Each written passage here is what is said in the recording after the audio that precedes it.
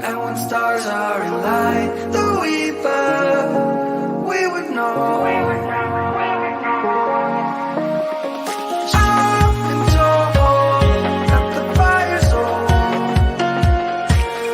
And when stars are in light, the weaver, we would know. As a sliver of your mind, as a sliver of your mind, of your mind. In the end, the call. In the end, in the end, in the end, the call. In the end, your shining hands in mine. Some things are meant to be. In the end, the call. In the end, the call.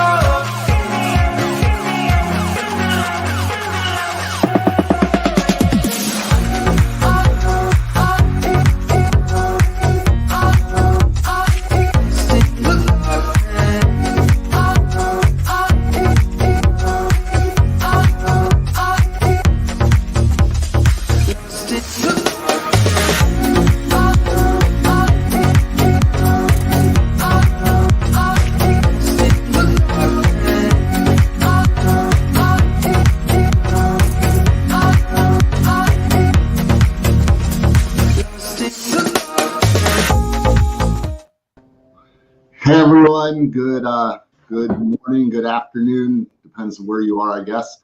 I'm excited to be here. I'm super excited to introduce everyone to our guest today on the Improving Sales Performance livecast. I think you guys are going to really get a lot out of Tony and my conversation.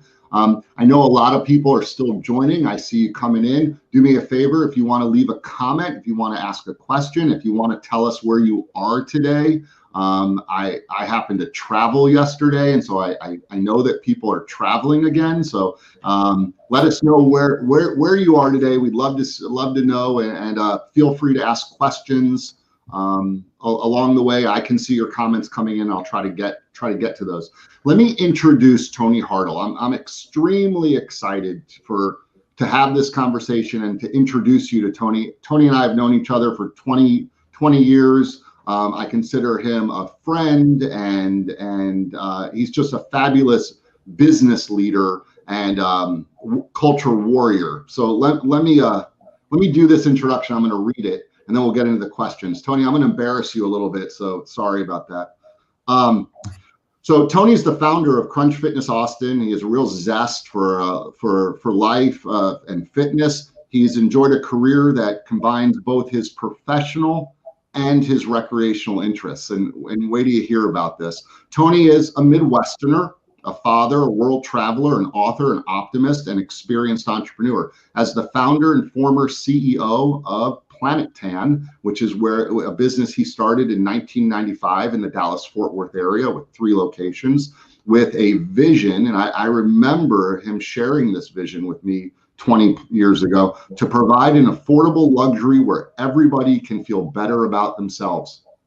With 13 years of hard work, Planet Tan grew into one of the area's most recognizable brands, had 17 locations, 160 employees, and the nation's highest average per unit sales. And that is a great precursor to what we're going to talk about later on with driving performance and keeping an amazing internal culture. Since selling Planet Tan in 2008, Tony's fulfilled other life goals. He's traveled to over 30 countries. He's had an adventure in each and every one of them. He's done things like he went diving with great white sharks in South Africa, to cycling all throughout Italy, which I'm very jealous of. Along the way, he even created the iconic wine, which is called Seed. It's a Malbec from Mendoza, Argentina, which has had early success. In fact, it scored a 94-point score in Wine Enthusiast.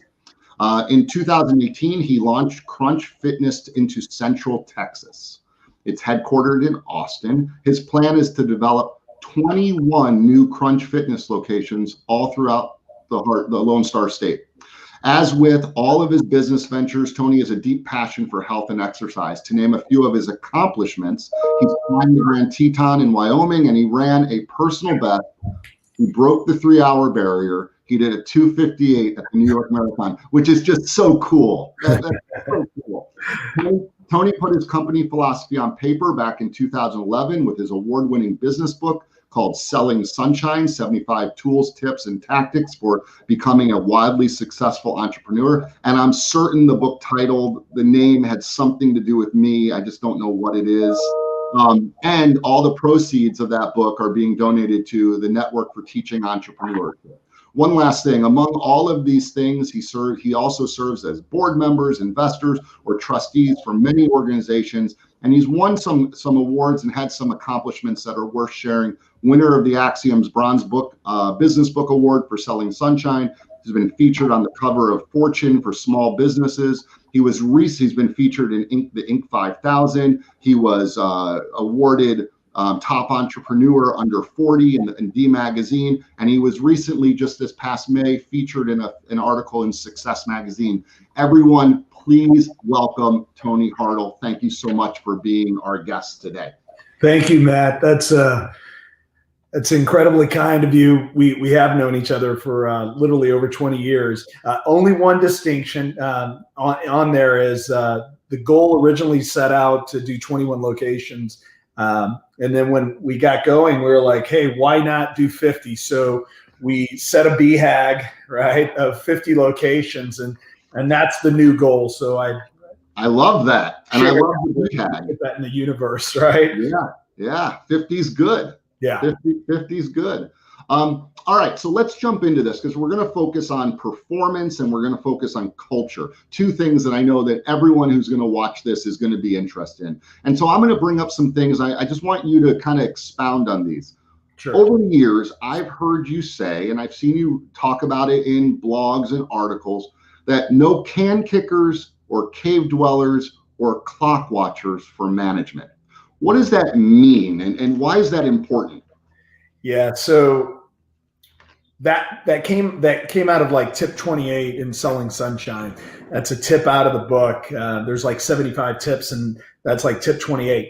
That really came from a philosophy, and of course, I was trying to capture the essence or the spirit in sort of a soundbite, right, to get a point across. And so I'm a leader that uses leadership to really send a message. And really to send a message to the way to live while running a business for me.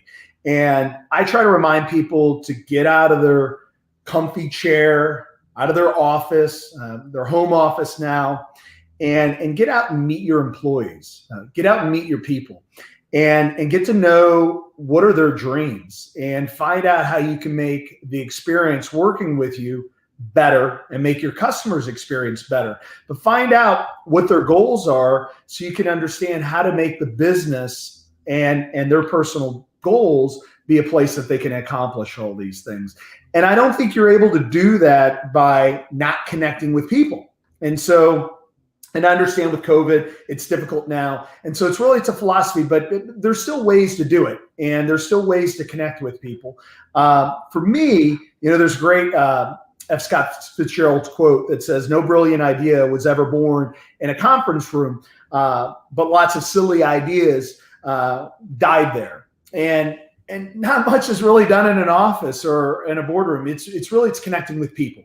And so there's different essences to what I was saying, but I really believe business is all about people. And if you don't really know what their goals and dreams are, and you're not really passionate to go meet them where they're at instead of where you're at, which is a comfortable place, you're probably not living on the edge, and you're probably not making a lot of progress, just to be quite honest. Because you're in a place of comfort, and we all know that there's no growth in comfort. There's only growth in stretching yourself, right? And it's uncomfortable. I get it. But living on the edge is usually where all the growth takes place. Yeah, it's interesting with everyone, this new work from home mentality or mindset or that's going on right now. One of the things that I've been saying a lot to people is increase your talk time, right? Not everyone's always points to their meeting time. I have so many meetings, and well, how often are you talking to your folks? How often are you getting to know them, your customers? Being intentional when you interact with other people. For me, the largest canvas that I could use was business. So I had like 160, 170, 80 employees when I sold Planet Tan. I have around 300 right now, right? Like, wow. And the way I look at it, and the reason why I say 50, so for me, we have about 40 employees per location. We'll have 2,000 employees when I get to 50 locations. So for me, it's not really a rev goal. Of course, revenue is a byproduct of that. It's an employee goal. And wouldn't it be amazing to be the best place to work and work out, right? And so for me, that's worth getting up and working hard to impact a lot of people's lives. And through that process, I'll impact the wellness of the communities that I serve if I impact the employees that work with me, right? And that's how I think about it. Yeah, no, that's great. And shameless plug on our part, we've been fans of culture and driving culture, and we know that you can have the greatest marketing in the world, but if you don't have a great place to work, then who cares? There was this great study, and I'm not able to recall the author of the study, but it was a great research piece, and it was about call centers of all things, and they're like, what distinguishes a world-class call center from a normal or let's call it a mediocre call center?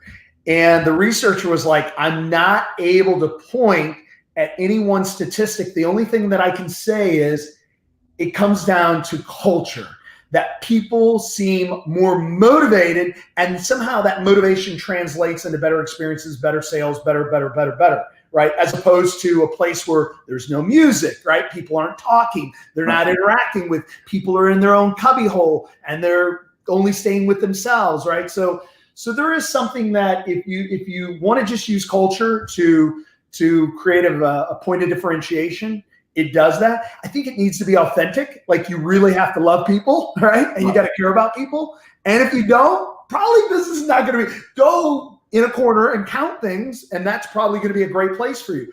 But people deserve your best, and that's showing up with a lot of intentionality and also energy, right? Like energy. Yeah, when we start helping people with the vision of our company called Up Your Culture, we start helping people or talking to businesses that want to increase their culture. You can tell in that first conversation if they want to do it, if they're authentic or not. That's right. And if they're not authentic, it doesn't matter what they do. It has to be legit, right? It has to be really something. All right, let's talk about business for a second, because I know culture is really important, but at the end of the day, revenue's got to be there. So how do you drive revenue, business performance at Crunch Fitness? What are some of those keys to success? Yeah, so like in every business, right, you've got a ton of things going on, and there's a lot of noise. And I think the trick is to really distill down the essence of whatever the space you're playing in. For us, there's only a few dials that really matter, right? It's one of it is traction, acclimation, development, care. How do we go about peopling? That is part of our secret sauce.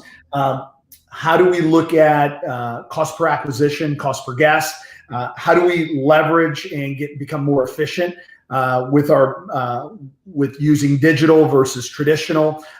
Even though we're digital, we're still very much high touch and in quotation marks, maybe traditional marketers, but we focus on peopling. We focus on the dial of cost per lead, cost per acquisition. We focus on the dial, obviously, of conversion.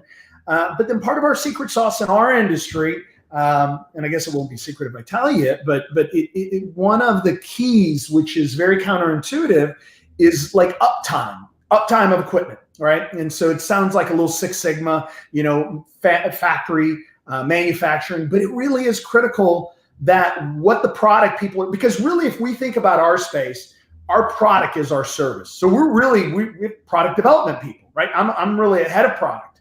And my product is the service. And if that service is not you don't have the ability to use or engage with my service, which is my equipment, right? Coming into my facility, and it's clean and it's a hospitable environment where you're able to use it. Well, then obviously engagement's going to go down and attrition's going to increase. And so really the dials for us is people, obviously marketing, conversion, but really it's critical to find a secret sauce. And for us, it's cleanliness and it's uptime of our equipment.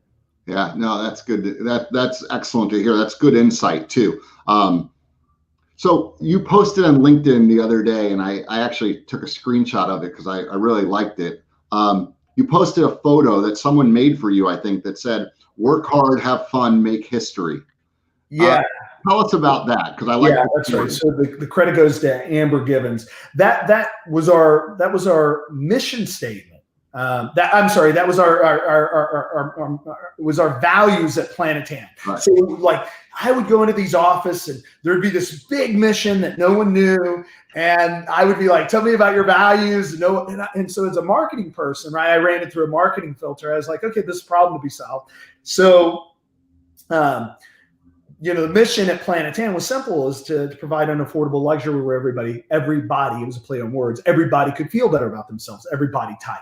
And the values that we would see that would be behaviors would be work hard, have fun, make history. So we took those values and even though I sold that company, they're my values, and I brought it over here to Crunch. Right. And what that means is, like with work, right? Like, there's a great quote by Benjamin Franklin: "Once a job is first begun, leave it not until it's done, and whether matter great or small, do it well or not at all." So coming from the Midwest, which you're a Midwestern as well, hard work is just the ticket to like show up. It's not like a big deal, right. But to a lot of people, it's a big deal. And so it takes a lot of work to be successful. It just does. There's no way around it.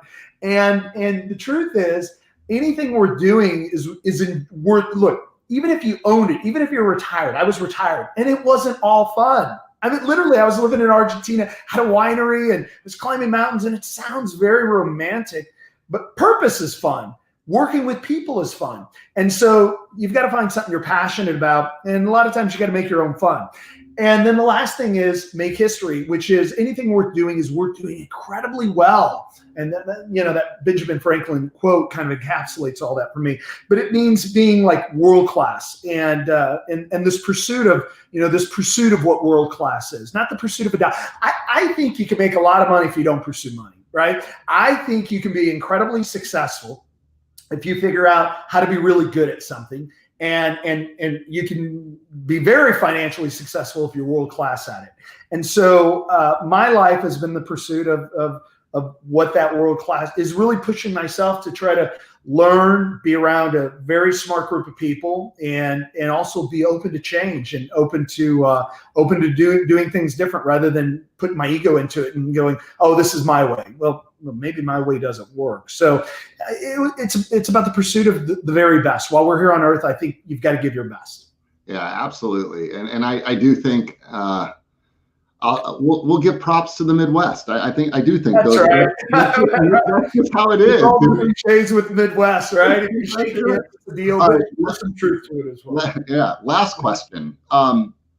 I think everyone probably that will watch this will have the same feeling of, wow, you're in the fitness industry. We're dealing with the whole COVID thing. That industry's been hit hard. We all know that. And yet you're saying we're not just doing 21, we're doing 50 locations. Yeah. So in an industry that's been hit hard, how are you keeping your team focused and energized, and how are you getting new members and keeping members? Kind of give us, I know this, we don't have 3 hours to go into this, but give us a big picture of this. High level, right? So one is transparency, right? So it's like, you're right. We have really big facilities, and the business model is based on a lot of people using the facility. It's not the other way around, like sign up a bunch of people and we hope they don't use it. That's like the quickest way to lose people. Like if they're not engaging with your product, how are you going to do well? So for us, we're 24 hours a day, 24/7. We have like 50 treadmills at every location. So it's all about access, right? And so the key for us is transparency, right? This is where we're at. This is the situation. Now, what are the things that we have control over? And we very much have control over the way we're providing the facilities, that it feels safe. And one of those optics is the cleanliness, that we're spraying down, we're cleaning things, that it feels like a safe environment. But even with all of that, a lot of it is just communicating with the staff. So like you and I are communicating every Tuesday at 2 o'clock, there's Tuesday with Tony at 2 p.m.